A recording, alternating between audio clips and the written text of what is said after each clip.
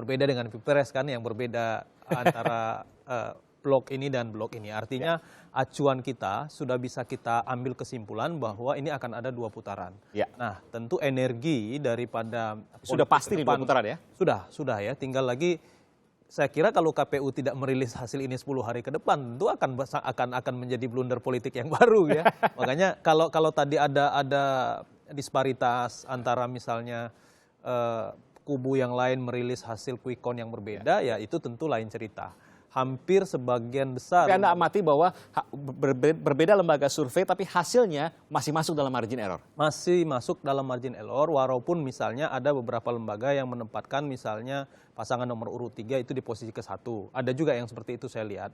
Tapi masih bisa kita lihat bahwa pasangan nomor 2 dan nomor 3 ini lolos ke putaran kedua. Nah, artinya energi kita ke depan sampai di bulan April ini akan tersedot ke sana. Nah, tadi Mas Aiman bertanya pada Bang Yos misalnya, seperti apa kondisi-kondisi real politik ke depan? Saya kira memang ini masih akan terus bergulir. Bahkan, jadi apa yang kita alami, kegaduhan politik ya di putaran pertama juga akan mengalami putaran kedua akan mendapati hal yang sama. Pertanyaan saya, apakah lebih parah, apakah lebih soft?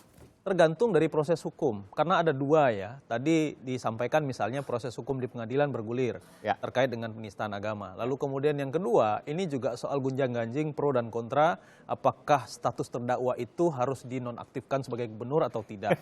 Ini juga akan berlanjut. Artinya apa? Hak angket di DPR dan lain sebagainya. Persis. Jadi kita akan lihatlah besok, lusa ini energi akan kalau Anda mengatakan itu yang ada di bayangan saya jangan-jangan lebih parah lagi gonjang-ganjingnya kegaduhan politiknya ketimbang putaran pertama. Mas Aiman bisa lihat juga di media sosial hari ini status teman-teman di Twitter maupun di Facebook, saya kira juga mereka sudah mengatakan bahwa perasaan ini akan terus berlanjut sampai bulan April. Ada yang seperti itu status. Artinya apa?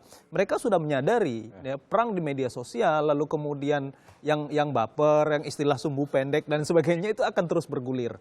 Nah, situasi hukum, artinya proses hukum itu akan sangat menentukan bagaimana kemudian perjalanan politik ke depan. Karena ini kan kalau kemarin kan 3 terbelah.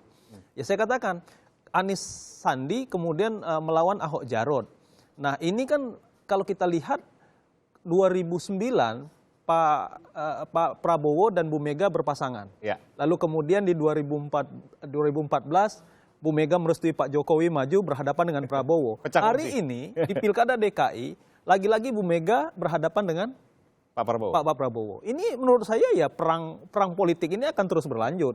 Kalau tadinya misalnya Agus Yudhoyono dan Mpok Silvi yang lolos, misalnya katakan 1 lawan 2, ini tarungnya lebih panas lagi karena tadi malam sudah ada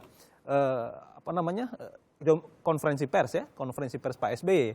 Nah, artinya apa? Saya melihat situasi politiknya tidak akan menyerempet masuk pada Pak SBY karena ini ranahnya akan berbeda karena sudah selesai Agus Silvi lalu kemudian masuk ke yang